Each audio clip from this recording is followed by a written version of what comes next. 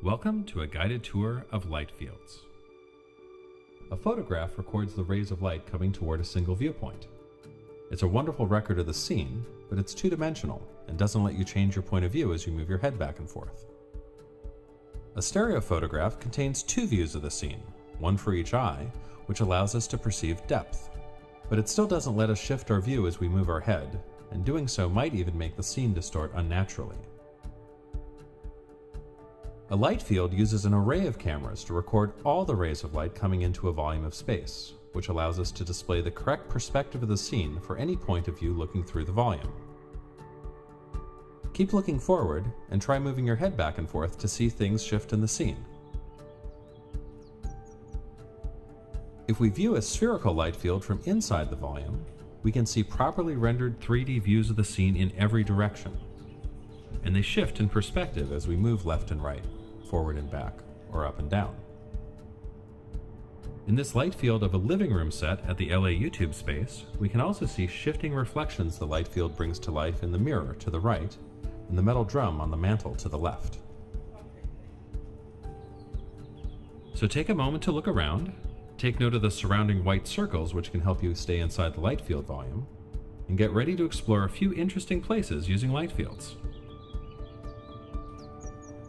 We'll start in the front yard of the Mosaic Tile House in Venice, California. Over 2 decades, artists Sherry Pan and Gonzalo Duran sculpted and decorated their home with fragmented pottery from their kiln, found objects such as coffee mugs and porcelain figurines, and bottles melted into flattened slabs of glass. They also embedded shards of broken mirror into the mosaic, which shift their reflections as you move back and forth. Even the home's interior is covered in decorative tile, including the front living room, which serves as a gift shop for Sherry and Gonzalo's smaller works of art.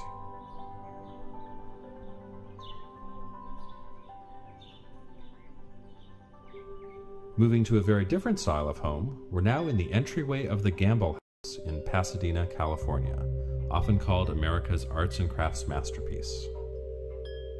The entryway receives light from the front door's leaded glass design of a Japanese black pine, and the staircase to the left exemplifies the home's exquisite teak and mahogany joinery. The living room shows how architects Charles and Henry Green combined Western and Japanese design elements and achieved harmony through a unified design of the architecture, furnishings, and even the light fixtures. This light field in the dining room makes it easy to notice the luster of the finished wood and the tile inlay in the mantel over the fireplace. This final Gamble House light field in the butler's kitchen shows sharp reflections in the white tile, dull reflections in the metal sinks, and shiny reflections in the turn-of-the-century tea set to the right. Moving to St. Stephen's Church in Granada Hills, we're now looking up to Roger Derrick Herrera's Light of the World stained glass window, originally displayed at the 1964 New York World's Fair. If you lean left and right within the light field volume, you can see the sun move behind the differently colored pieces of glass just as it would in real life.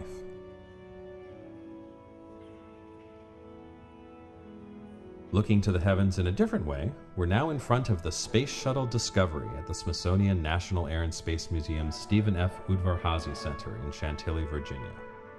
It's the third of NASA's 5 shuttles and flew to space 39 times from 1984 to 2011, more missions than any other spacecraft.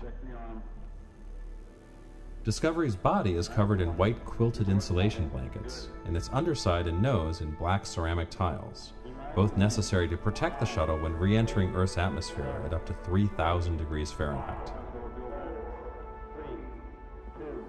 Discovery's main engines burned liquid oxygen and liquid hydrogen drawn from a huge external fuel tank mounted to the underside of the orbiter. With additional thrust from solid rocket boosters beside the tank, the vehicle could reach orbit in just 8.5 minutes at over 17,000 miles per hour. Discovery's spacious cargo bay carried the Hubble Space Telescope and other large payloads to space. In front of us, the external airlock could be configured for docking with space stations or used by astronauts for spacewalks. Up and to the right is the orbiter boom sensor system, an extension for the Canadarm robotic manipulator system, which would normally be cradled on the opposite side of the cargo bay. Floating through the airlock takes us to Discovery's middeck, where its typical crew of 7 would live, work, eat, and sleep. To the right are the crew lockers, and to the left is the airlock leading back to the cargo bay. The curved beam overhead is part of a crew escape system added to the fleet after the loss of Space Shuttle Challenger and its crew. The ladder leads to Discovery's flight deck. The commander sat to the left, the pilot sat to the right, and 2 more astronauts could ride behind them, while others flew seated in the middeck. The commander and pilot each had a joystick to fly the ship as a glider when returning to Earth, and another hand controller for maneuvers in orbit. Behind us is the aft flight deck control station, with controls for performing docking maneuvers and manipulating the Canadarm, and windows to see into the cargo bay and above the ship.